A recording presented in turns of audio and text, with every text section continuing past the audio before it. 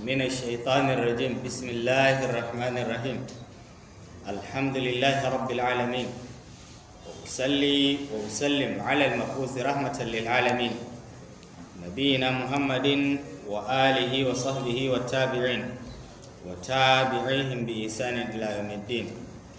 يا أيها الذين آمنوا اتقوا الله حق تقاته ولا تموتن إلا وأنتم مسلمون.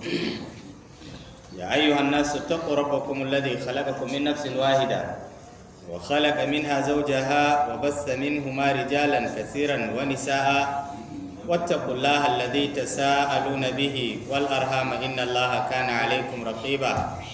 يا أيها الذين آمنوا اتقوا الله وقولوا قولا سديدا يصلح لكم أعمالكم ويغفر لكم ذنوبكم ومن يطع الله ورسوله فقد فاز فوزا عظيما. أما بعد فإن أصدق الحديث كلام الله وإن خير الهدى هدى محمد صلى الله عليه وسلم وشر الأمور محدثاتها فإن كل محدثة بدعة وكل بدعة ضلالة وكل ضلالة في النار. أعاذنا الله وأجارنا من النار. اللهم علمنا ما ينفعنا وانفعنا بما علمتنا وزدنا علما وعملا يا رب العالمين. وبعد السلام عليكم ورحمة الله وبركاته. Yabo da godiya sun tabbata ga Allah mai girma da ɗaukaka, wadda cikin ikonsa ya ƙara tara mu a wannan masallaci namu mai albarka, Masjidu Bilal, wadda ke cikin Motor Park Jalingo, domin ci gaba da karatu kamar yadda muka saba a kowane maraicin Laraba da Alhamis. Mukan yi karatu cikin wannan littafi na Al-Wajiz fi fiqh sunnati wal kitab al-aziz na Dr. Abdul Azim bin Badawi hafizahullahu ta'ala. A yau shine zama na 288, wadda har yanzu muna cikin kitabul buyu. Jiya mun dakata a maudu'in nan da yake mana nuni akan annahyu anil ghishi, a hani akan alhus. Mun karanta shi a nan muka dakata. Yau za mu dora daga kan alhassu ala tafkiri fi talabin rizki, kwadaitarwa gami da yin sammako saboda neman arziki, domin hakan yana da amfani sosai. Mutane su yi sammako yana da amfani sosai. Shi ya sa ma manzon Allah sallallahu alaihi wasallam a wani hadisin yake cewa kullun nasi yaghdu fa bayi'un nafsahu fa mu'tiquha aw mubiquha. Mutane sukan yi sammako domin su sai da rayukansu. Mutane sukan yi sammako domin su sai da rayukansu. Akwai waɗanda suke yin sammako su kubuta rayukansu, akwai waɗanda suke yin sammako su halaka rayukansu. Menene kubutar da rai idan aka yi sammako, ko sai da rai in aka yi sammako? Duk wani abu da za a aikata wurin saba wa Allah maɗaukakin sarki, to lallai an je an bi ne wurin halaka rai ɗin. Domin Allah maɗaukakin sarki ya gaya mana cewa wa nafsin wa ma sawwaha fa alhamaha fujuraha wa taqwaha. Sai ce kad aflaha man zakkaha wa kad khaba man dassaha. Hakika ya rabauta wadda ya tsarkake ransa, a hakanan kuma ya halaka wadda ya turbuɗe ransa a cikin sabo na Allah maɗaukakin sarki. Duk wadda ya tsarkake ransa shine wadda ya kubutar da rai ɗin, wadda ko ya saba wa Allah shine wadda ya turbuɗe ransa a cikin sabo na Allah maɗaukakin sarki, shine ya halaka ran nashi. Saboda haka yin sammako wato yana da amfani sosai. Shi yasa ma wato kamar mawaƙan jahiliya suna abin nan haka, irin siffanta soyayya da wannan iska ɗin nan ta asubahi. Suna cewa wa ya nasima siba balligh tahiyyatuna ila man kana hayyan kana yuhyina.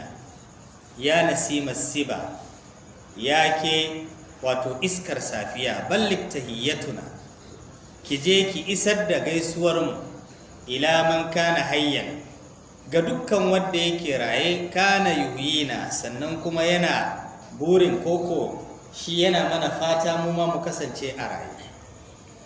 Abinda ake nufi da wato iskar safiya tana da amfani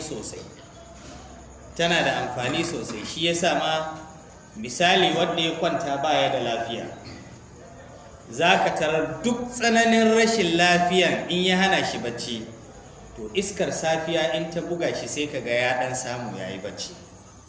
Da haka nan tana da amfani sosai, yana da kyau mutane su shaƙa ta, akwai lafiya a cikinta. To don haka yin sammako, a yi sammako domin neman arziki, to wannan abu ne wanda yake da kyau. Shi yasa malam Bahaushe wani lokaci idan yayi magana sai kaga kamar akwai wato kamar nassi haka. Malam Bahaushe yana cewa da sassafe akan kama fara, idan rana yayi in aka zo kama fara sai kaga ana wahala, amma da safe din tun kafin nan jikin fara din yayi karfi sai kaga cewa an kama shi.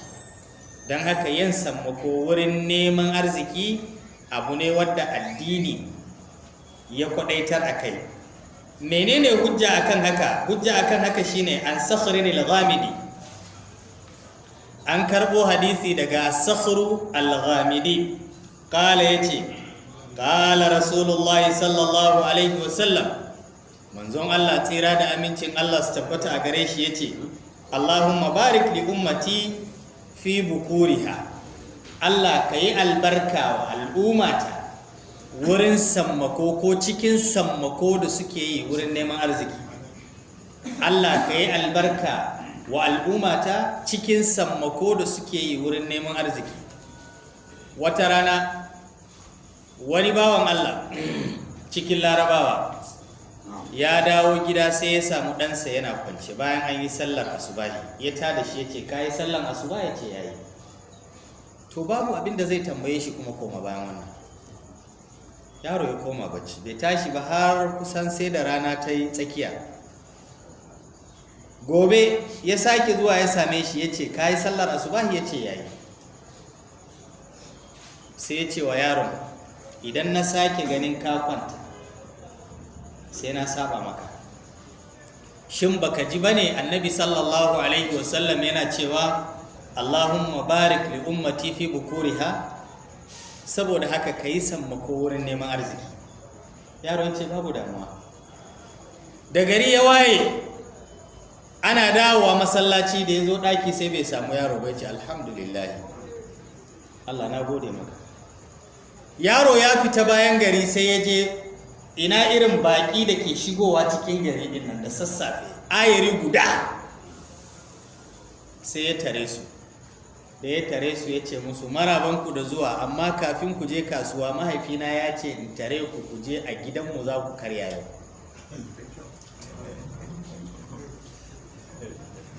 A gidanmu za ku karya yau. Suka je, ya shiga gida, mahaifin yana murna, ya ce masa, baba, ya ce na zo maka da arziki, na zo maka da albarka, na yi amfani da wannan hadisi wadda manzon Allah sallallahu alaihi wasallam yake cewa Allah ya yi albarka wa al'ummata cikin sammako da suke wurin neman arziki. Na kawo ma arziki, zo ka gani. Baba yana fita sai ya ga jama'a dodo yaya haka? Ya ce dukkansu na ce da su zo, kai ne za ka ciyar da su yau. Baban ya kira shi ya ce, kai kana so ka kunyata mu? Sannan kuma abin kunya ne balarabe, kai bako ka zo wurinsa ka rasa abin da za ka ci. Ya ce ina zuwa. Ya fita ta bayan danga, ya je ya nema, ya buga, ya samo, aka zo aka yi musu dana sha. Bayan sun gama suka tafi. Washe gari ya je ya sake ɗebo wasu. Baban ya ce masa, kai mahaukaci ne, baka fahimci hadisi ba fa yadda yake. Kaga ya kamata ne idan ya tada shi sai ya ce masa, ka je ka nemo arziki, ka tafi kasuwa, ka je ka yi kaza. Ba wai a'a bana so ka kwanta, ka fita kawai ka tafi. Ya ce me zan yi? Ya ce duk abin da ka ga daman yi ka je ka yi. Ka gani? Shi yasa ya ce to shi ma bari ya karantar da baban wani. Washe gari ya sake fita, ya sake zuwa da wannan. to rana na hudun da aka je sallah aka dawo, ana sallamewa baban sai ya fita masallaci, bai yi azkar ba ma,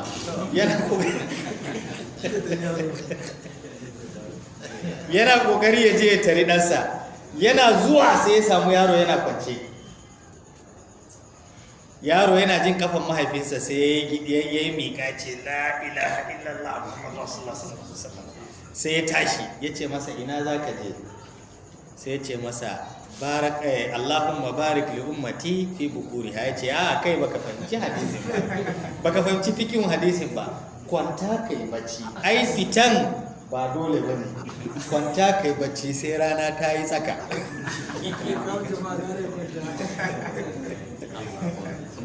To kaga bai fahimci abin ba, yau inda ya fahimci abin da hadisin ke nufi to da haka ma bata faru ba.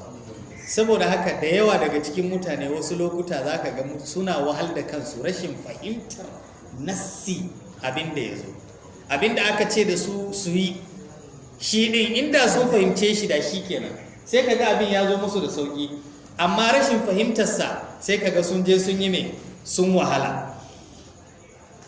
Don haka fita cikin safiya ko abin nan da sanyin safiya don neman arziki, wannan mutum na iya haɗuwa da albarka a cikinsa.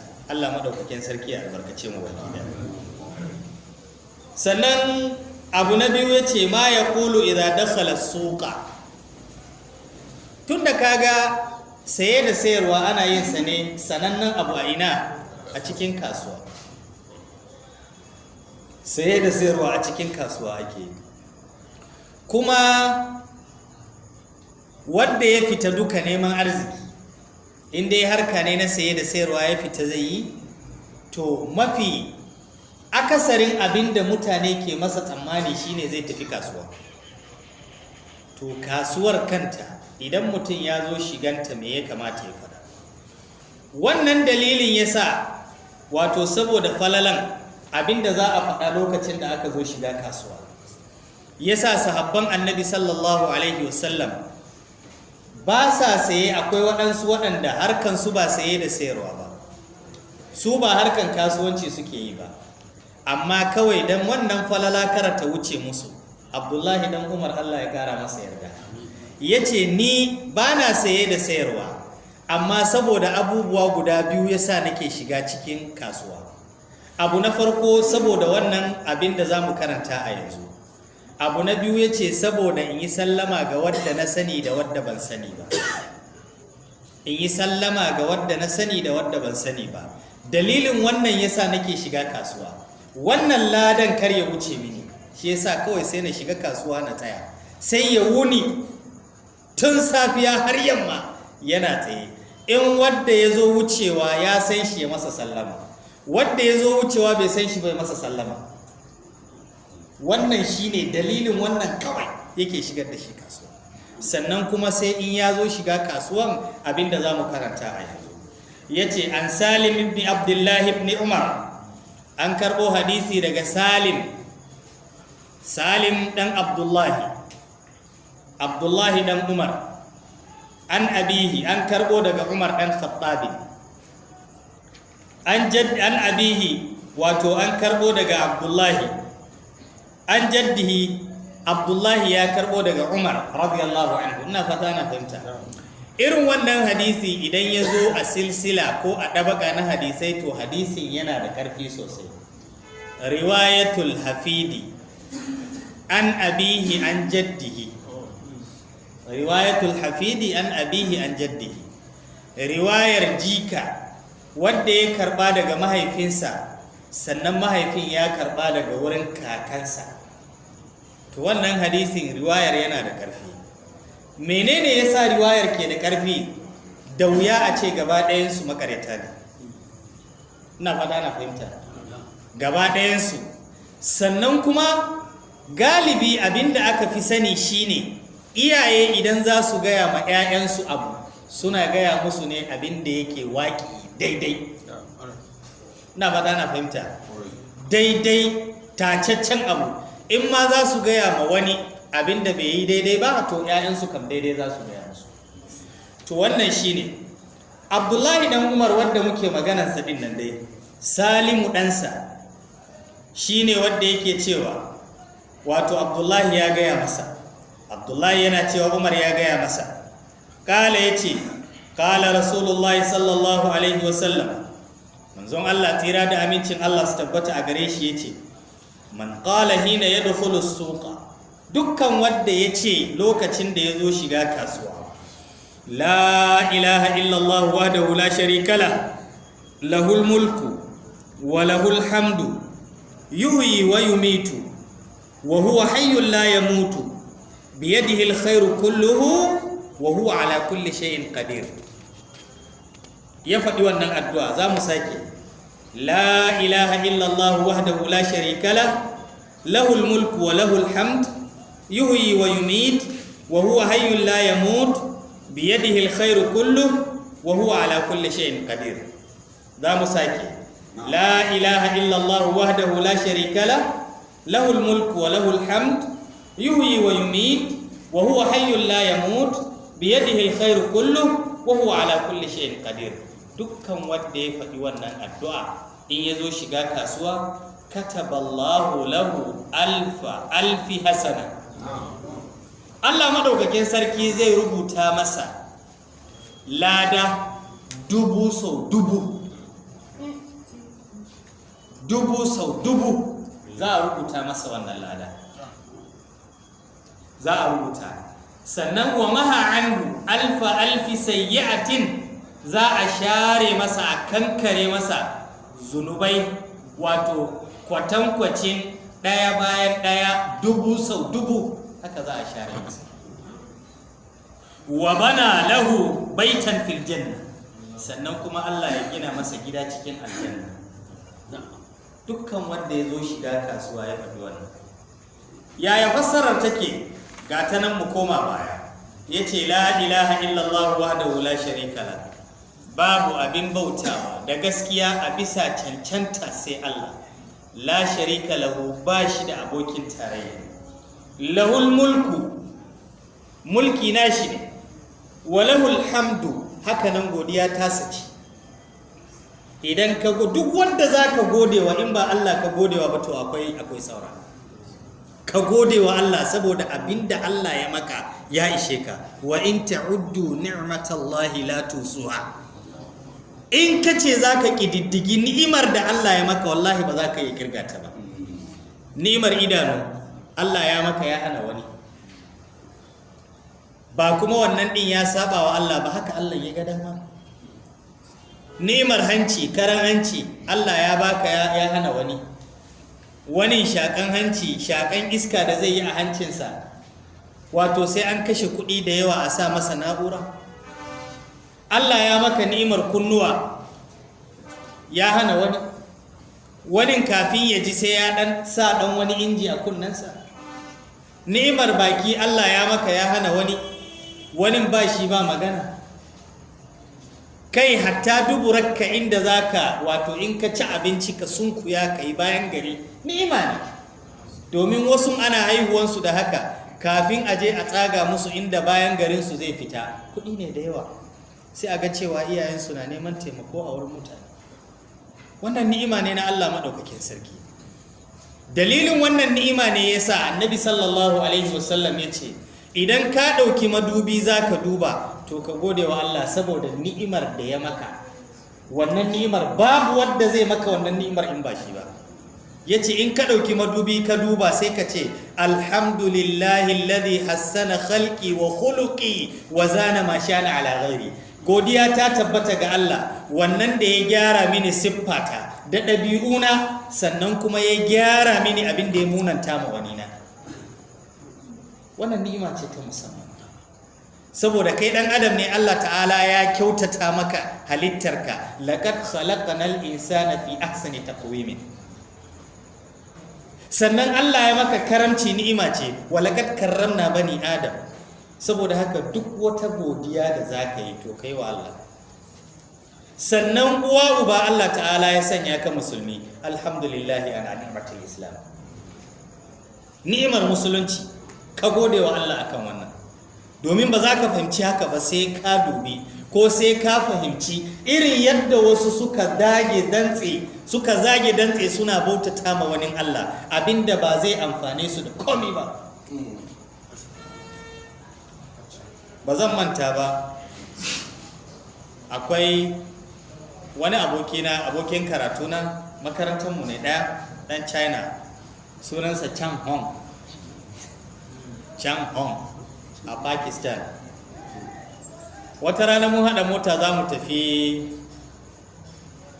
makaranta, sai yake ce mini wani course nake karantawa, sai na ce Islamic Studies, sai ce meaning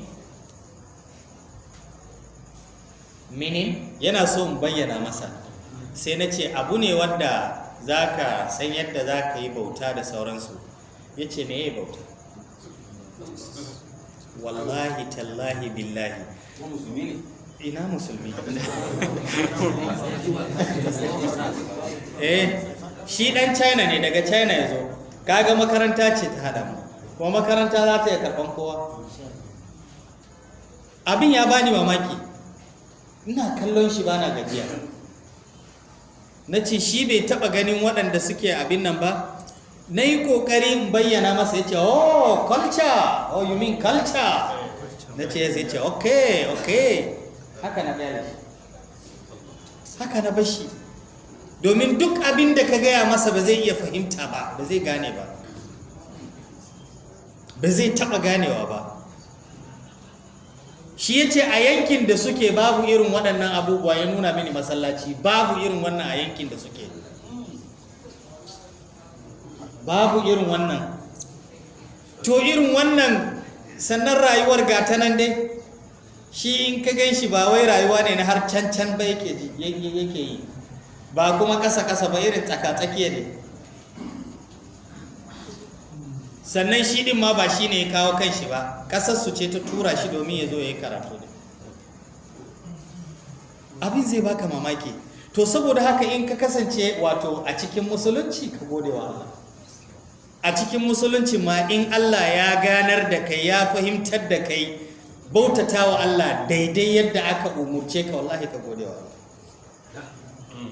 Ka gode wa Allah. Wannan shi ne. Yuhyi wa yumitu, Allah nan shi ne wanda yake rayawa, haka nan shi ne wanda yake kashewa. Wa huwa hayyul la yamutu, sannan rayayye ne baya mutuwa.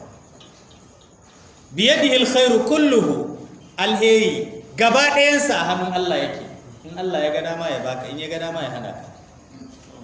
Wa huwa ala kulli shay'in qadir, Allah mai iko ne akan dukkan komai, duk wani abu da kake tsammani, Allah mai iko ne a kansa. To in ka faɗi wannan, Allah maɗaukakin sarki zai sa a rubuta maka lada 1000 sau 1000, a share maka zunubai 1000 sau 1000, sannan kuma a gina ma gida cikin aljanna. Wace riba ta fi wannan? Ka fito neman arziki ne, sannan kuma idan ka faɗi wannan, wato alheri ne mai yawa, amma shedan bai bari mu, sai ka ga cewa wannan abin yana da nauyi a baki, yana da nauyi mutum ya yi shi lokacin da ya zo shiga kasuwa. To sahabban annabi sallallahu alaihi wasallam Allah suke gari ya waye su shiga kasuwa su faɗi wannan. Allah suke gari ya waye su shiga kasuwa su faɗi wannan. Allah ya ba mu iko. Amin.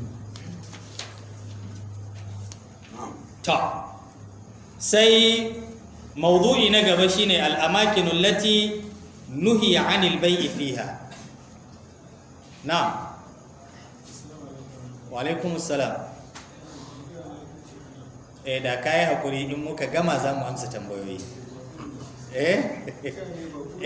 Shine shi yasa na amsa ma ai. Jazakumullahu khairan. Al-amakinu allati nuhiya 'anil bai'i fiha. Gurabin da aka hana wato saye da sayarwa, gurabin da aka hana saye da sayarwa cikinsu. Shin akwai wuri da aka hana saye da sayarwa a ciki? Ashe idan ina da wani abu wadda zan saida, in na haɗu da kai bai kamata mu yi ciniki ba a wurin? An Abi Hurairah radiyallahu anhu, an karɓo hadisi daga Abu Hurairah, Allah ya ƙara masa yarda. anna rasulullahi sallallahu alaihi wasallam qala lalle annabi tsira da amincin Allah su tabbata a gare shi yace idza ra'aytum may yabi'u aw yubta'u fil masjidi faqulu la arbaha Allahu tijarataka. Annabi yace idan kuka ga wanda yake saye ko ake saye a hannunsa amma a cikin masallaci, to ku ce kar Allah ya sanya albarka cikin cinikin, Allah ya hana albarka a cikin wannan ciniki. la arbaha Allahu tijarataka, wannan ciniki naka Allah ya hana albarka shiga cikinsa. Kawai abinda za ku faɗa kenan in kuka ga wani yana a cikin masallaci. Kenan wannan yana nuna mana baya dacewa a cikin masallaci mu yi saye da sayarwa. In har za a yi ciniki, yanzu muna masallaci sai na ga wato waya a hannunka ina bukata in saya, to babban abin da za a yi sai in haƙura ko in ce ma zo mana mu gana a waje, sai mu fita haraba. Muna fita haraba sai in ce to abin da ya sa na kira ka waje, wayar kan nan ta saida ce? Ta saida ce, to ina so in saye ta. In aka fita haraban masallaci, in aka fita shi kenan babu damu. Amma a cikin masallaci, tunda annabi sallallahu alaihi wasallam ya ce in ka ga wadda ake saye ko yake saidawa a cikin masallaci, to ka gaya masa haka, ka ce Allah ya hana albarka shiga cikin wannan cinikayya. Kaga kenan baya dacewa mutane su yi mai saye da sayarwa. Ko da mutum yana da hajarsa, ya yi haƙuri sai ya fita haraba ya je ya kasa kayansa a can, domin masallaci kan me ya kamata a yi? Ana wato bautata wa Allah ne a cikinsa, kamar yadda annabi sallallahu alaihi wasallam ya gaya wa al'arabi, wannan balarabin ƙauye, a lokacin da ya zo ya yi tambaya a wurin annabi sallallahu alaihi wasallam. Yana gama tambayarsa da ya juya zai tafi, sai ya juya ya ba su baya, kawai sai ya sunkuya ya fitsari a cikin masallaci, ya kwara fitsari abinsa. Sahabbai suka tashi masa, annabi ya ce ku kyale shi. Manzon Allah sallallahu alaihi wasallam, malamai suka ce annabi sallallahu alaihi wasallam ya hana su saboda abubuwa guda biyu. Abu na farko, idan aka tayan masa zai gudu, sannan zai watsa fitsarin a ko'ina, za a rasa fahimtar ina ne najasar ta taba. Ɗaya kenan. Abu na biyu, idan mutum yana fitsari a kyale shi ya karasa, domin in aka yanke masa fitsarinsa ya koma yana iya haddasa masa cuta. Yana iya haddasa masa cuta.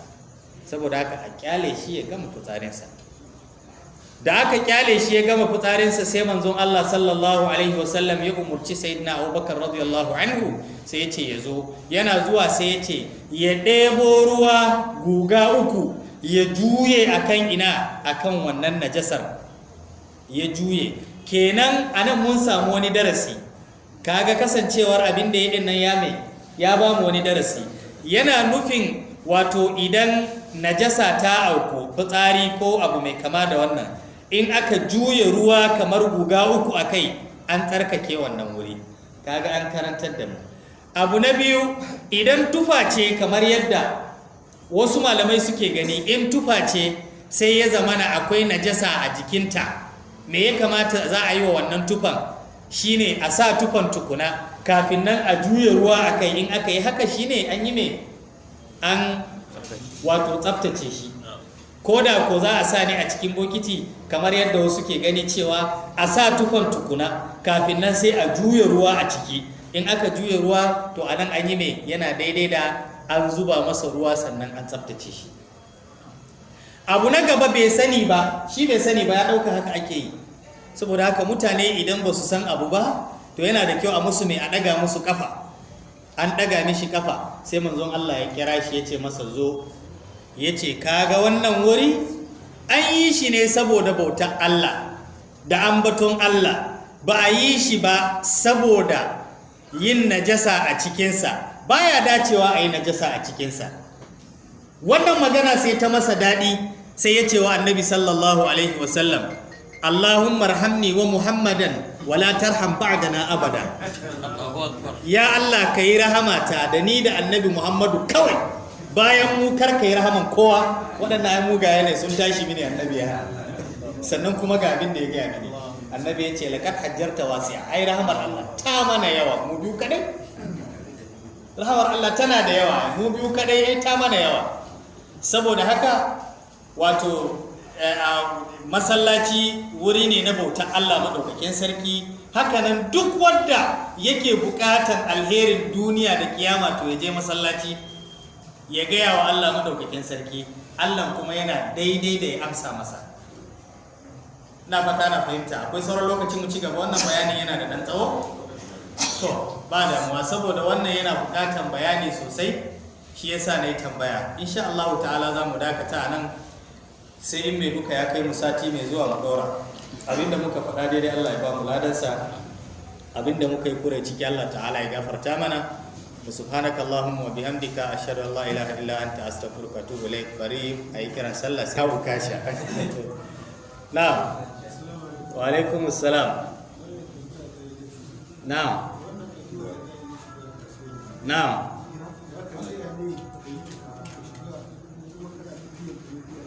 Duk yadda ya sauwaka, duk yadda aka samu, kafin dai a shige cikin kasuwa ya zama an kammala wannan addu'a.